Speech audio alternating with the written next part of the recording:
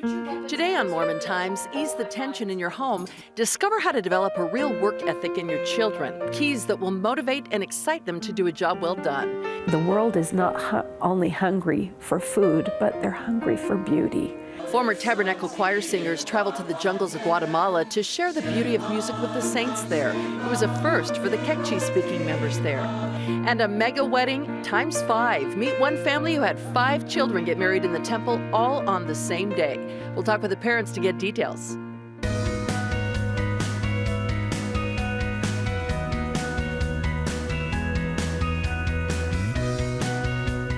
Good morning and welcome to Mormon Times. You know, it's a big event when your child gets married, but how would it be celebrating 5 of your kids' weddings in the same temple on the same day? Meet the Waldy family and see how August 10th, 2012 will always be a date to remember. It was an exciting day when 5 of 8 Waldy siblings said "I do" in the Mesa, Arizona LDS temple, one right after the other. Lots of pictures, lots of family, or should we say families. Really hot. We're having a blast.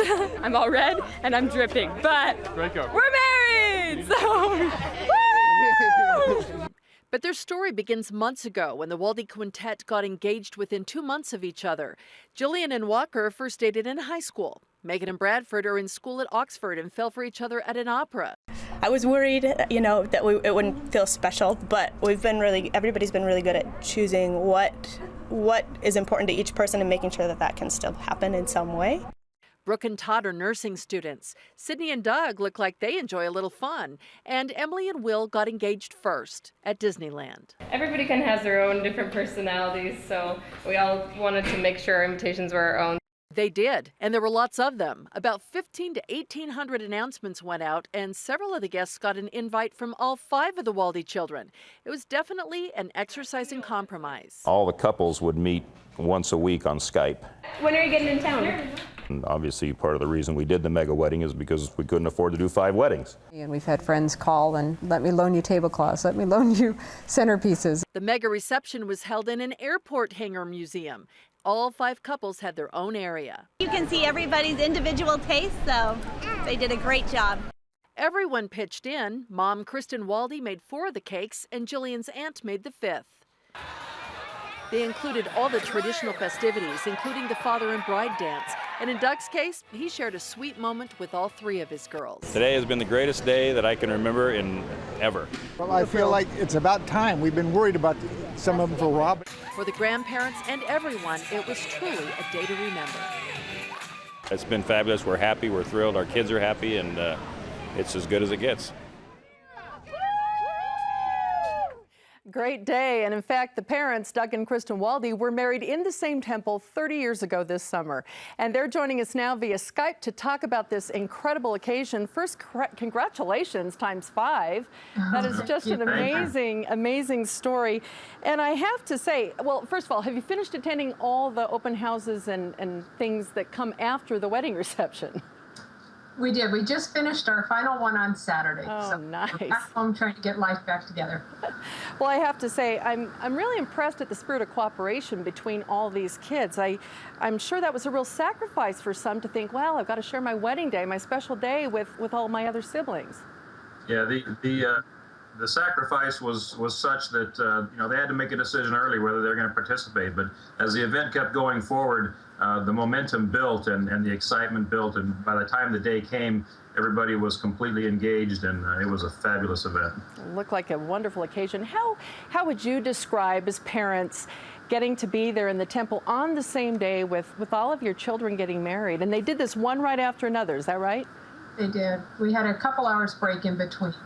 The temple, we actually planned the 2-hour break in the middle because we were afraid it was going to be such a long day, but the time in the temple flew by. It was indescribable joy and happiness, and even listening to the story that you just ran, or the videotapes, it brings tears to our eyes just thinking about what went on.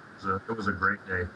Kristen, how would you describe what you all did in your home to ensure that a day like this would actually happen with your kids? Well, first of all, we made sure that each child was that it was important to them, and that that's something that they want to do, especially the brides from the grooms. That was probably my biggest concern, and their families. feeling involved. And we let each of the kids kind of choose their own colors. They each got to choose a food that they wanted served at the reception. They chose the times that they wanted to be sealed, who wanted to be first.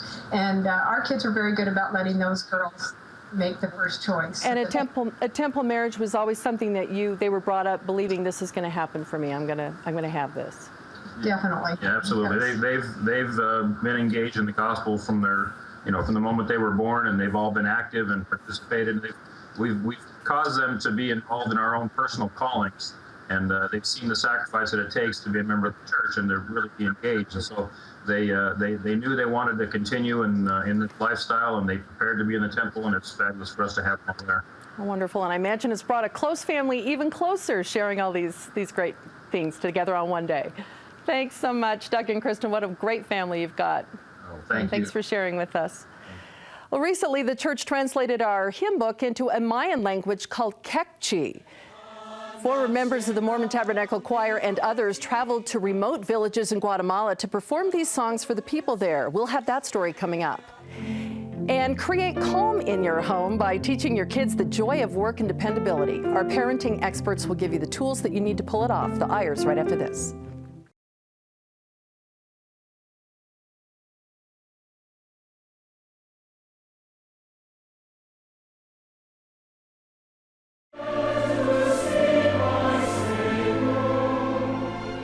We're blessed here to have such easy access to great choirs and church music, but in some parts of the world, members have very little access to these sacred hymns. And this was the case for the Quechua-speaking saints in Guatemala, but not anymore. Brooke Walker has that story.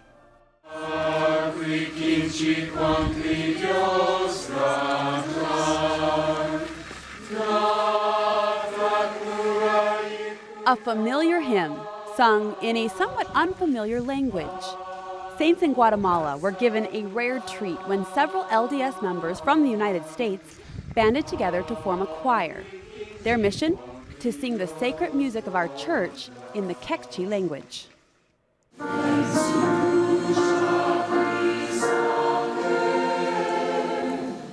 The church recently translated 206 hymns into this Mayan language, and while helping with these translations, Mike Peck longed to have the saints in Guatemala hear them sung by a choir.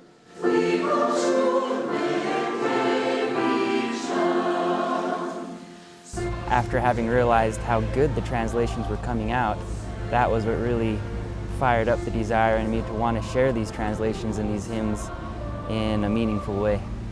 He shared his idea with Julie Hansen, a former Mormon Tabernacle Choir member, and she then began enlisting the help of others. We ended up with a choir of about 34 people. Some of them were had served in the Tabernacle Choir. Some of them, one sang with me in the Mormon Youth Chorus. Some I went to high school with. Others were people that they knew that I had no connection to, but it just branched out. They all seemed to feel a sense that this was important, that this was more than just a fun safari to go on, that they recognized that there was something bigger behind it. In all, they performed 11 firesides in 9 different cities. More than 2,000 people were able to attend the performances.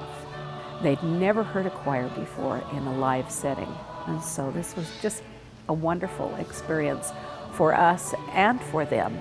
This choir was able to give people who have never had an intimate encounter with sacred music that experience. Along with firesides, the choir also performed service and held music clinics for the communities they visited.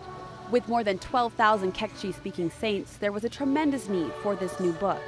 Before leaving on their trip, the choir was able to raise money to buy more than 900 copies of both the hymn book and the newly translated triple combination for the people there. Those materials were taken to Guatemala, and they're going to be distributed so that each family in each branch will have a copy of the hymn book and the triple combination in their home. We just take that for granted, and to have those sacred things be a part of their home is a legacy that I think will change the lives of the Quechua people. For Mormon Times, I'm Brooke Walker.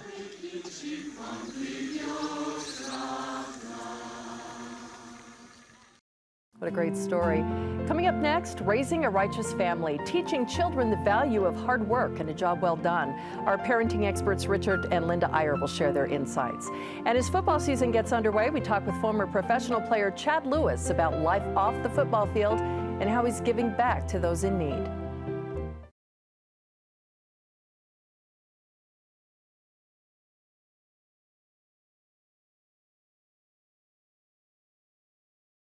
President David O. McKay said, "Let us realize that the privilege to work is a gift, that the power to work is a blessing, that the love of work is success."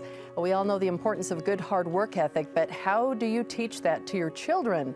Parenting experts Richard and Linda Iyer are here with us with some ideas that can help us. And we know that the LDS Church has always advocated hard work. It's part of our makeup, our theology, right? Fiber, the beehive, the symbol, yeah, the whole thing. absolutely. But our kids are not knowing how to work anymore.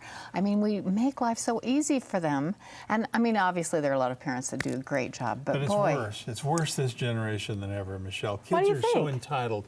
I think it's because parents are probably working more, and they think the way to make up for that is to give their kids everything. And so you have bailouts, you have kids that just sort of expect to have everything given to them. And it's the worst, probably the single worst thing you can do for a kid. well, we have a professor at BYU Idaho who told me that missionaries are coming home a lot, not because of any moral issues, but because they don't know how to work. Well, and when you They've been think about sitting- it, work affects everything from how you are as a missionary to Exactly. your job, to how you do in school, Exactly. to how you magnify your church calling, whatever it is, work is a component. Exactly. It is. And you know, Michelle, every home, whether they like it or not, has an economy, a family economy. Unfortunately, in some homes, a lot of homes, it's like a welfare economy. I mean, here's your handout on Saturday, it's allowance day, you know, and what do you need? And let me take you to the store and buy you what you want and so on. It's so easy, actually, to have kids earn their money at home instead of handing it to them. So how did you do this at your house? What do you advocate? In our house, we went overboard. I mean, we had a family bank. Kids had checkbooks that they could get money in or out of the family bank. They had to do buy their own jobs. clothes. They had to buy everything that they wanted. They had to earn, and it's a long process and more than we have time. we had a it lot is of fun so with fun it. to see them. Yeah, And Saturday became payday instead of allowance day. And how much a kid got was in direct proportion to how much work he did. Now, there is a lesson every kid needs to learn, that the results will equal the effort. And a lot of kids never learn that. Interesting. Okay. What do you think the key is then to developing this work ethic in a home? Well, let me just quickly say that most parents think money is their enemy. Like if we give them money, we'll spoil them and so on. But why not use the money, whether you have a lot or a little, why not use it as the raw material to motivate kids to do things? And then once they earn the money, then, as Linda says, they perceive it as theirs. And then if they buy something with it, they'll perceive ownership of that thing they bought, and they'll actually hang it up and put it away. Absolutely. Even a 5-year-old, we just had in our Sunday school class this week an example of a 5-year-old that fell in love with a truck. And his parents said, "You know what, we're not going to buy that." Begging. "We're not going to buy that. You have to earn it." And they went home. I think they secretly went and bought the truck so it'd still, be there when he went back for it. But he just earned every single day. He was working so hard for that truck. And then, boy, did he take care of that truck when it was actually his. There's so many ways to do it. We have a contractor friend that just is a contractor. So he and his wife used to write down lists every Saturday morning. The kids would come down and look at the jobs, and then they would bid for the jobs by sealed bid. Now, how about Treating that? him young. When you want a prom dress, you'll do almost anything for almost nothing. I mean, when you have to earn it. So we need to get this sense of earning. You value it more. Yeah, you absolutely. appreciate it. And there's the idea of working together. Good friends of ours, I don't think they'd mind if we mentioned their name, Nolan and Margaret Archibald. They used to have a timer, and they would all, when dinner was done, it was like, can we break the record tonight for getting all the dishes done and everything cleared up? And so they'd all work together and see if they could beat the clock, so to speak. So there's lots of ways to do it. The parents who are failing are not, they're not trying to teach work. Well, they need to get in and work with them and show them by working with them. Right. Exactly. Right. It's the only way to really do it. work. I mean, whether it's the Saturday job list, you have to work with them, you have to show them exactly how to clean a toilet, exactly, because they're not going to know until you show them. But, you know, we've just kind of lost so much of the work ethic that is just so important. And make sure that the job is well done. And make sure the job is well done, absolutely. And if there are a lot of parents who say to us, yeah, but I just don't understand. How would I get a family bank? How would I set up this chart? How would I set up this pegboard? If listeners want a detailed overview of how to set up a family economy, they can go to valuesparenting.com, and there's actually a click there that says setting up a family economy. Well, these were great ideas, and especially if you have young kids, you can start early. So thank you so much. That's important. Appreciate it, both of you, for being here. Coming up next, a high-risk triplets pregnancy builds faith and a marriage. Together we can do a lot more with that, with Heavenly Father's help. The two of us can do a lot, but the three of us, we can do anything.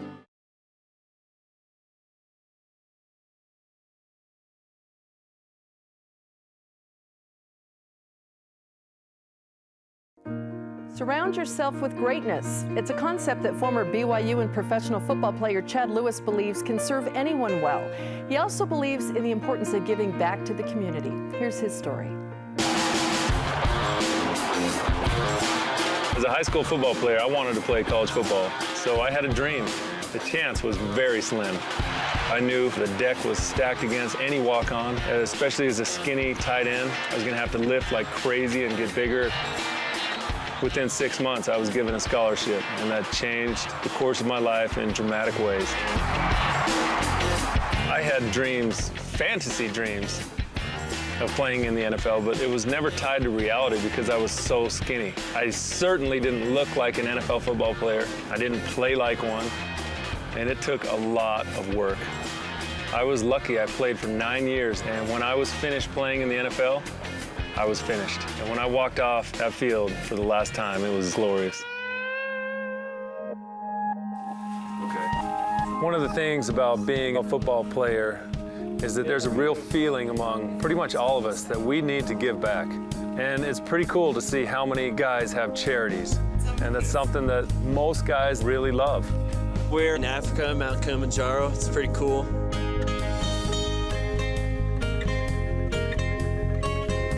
The NFL asked if I'd be willing to go hike Mount Kilimanjaro in Tanzania, Africa, with Teddy Bruschi of the Patriots and Jeff Fisher of the Titans, and 4 wounded warriors from our military. 3 of them just came back from Iraq, 1 of them just came back from Afghanistan. Day 2 in the books, baby. Hoorah! And they asked if we would hike with them to the top, 19,341 feet of Mount Kilimanjaro. It was an adventure hiking up with these guys. It was difficult hiking for them, especially the 2 guys with titanium legs. They were absolute warriors. Teddy and Jeff and I, our goal was to shine the spotlight on them, to be there for them, to help them get to the top of the mountain. At 13,000 feet, love and live. One of the reasons we were there on this trip with the Wounded Warriors was to help them talk the experience they had in Afghanistan and Iraq and just open up and really heal. I came to appreciate and love those guys in a way that I'm changed forever. And one of my missions right now is to let people know how great our military is and that they need our encouragement, our support, and our love, and especially our thank yous. I believe one of the most important things I can do in my life is surround myself with greatness. I believe that through great challenges, great things can happen. Look how cool that is. I'm a husband, I'm a father, I'm an NFL football player. I believe in giving back. My name is Chad Lewis, and I'm a Mormon. One new baby in a family is an adjustment, but 3 at a time, that's an entirely different challenge from start to finish. Meet the Maxwells, whose lives changed dramatically with the birth of triplets. Their story is one of relying on faith, on each other, and on the goodness of family and friends. They're here, Creighton, Paxton, and Weston, born minutes apart at Utah's University Hospital, joining their 3 sisters in the Maxwell family. I just couldn't shake this feeling over months that if I had a 4th, it was going to change everything. And boy, did it. Their story begins when their mother, Hillary, who's a labor and delivery nurse, had an ultrasound. We saw 2 heartbeats, and then the doctor came in and found a 3rd. Spontaneous triplets, no fertility drugs involved. They're rare, and it was a high-risk situation since the identical twins shared the same placenta, increasing the possibility for tangled umbilical cords. For the longest time, we were just preparing ourselves for the worst, that, we might lose them. Hillary was put on 7 weeks of hospital bed rest this summer, a difficult thing when you have 3 other young children at home.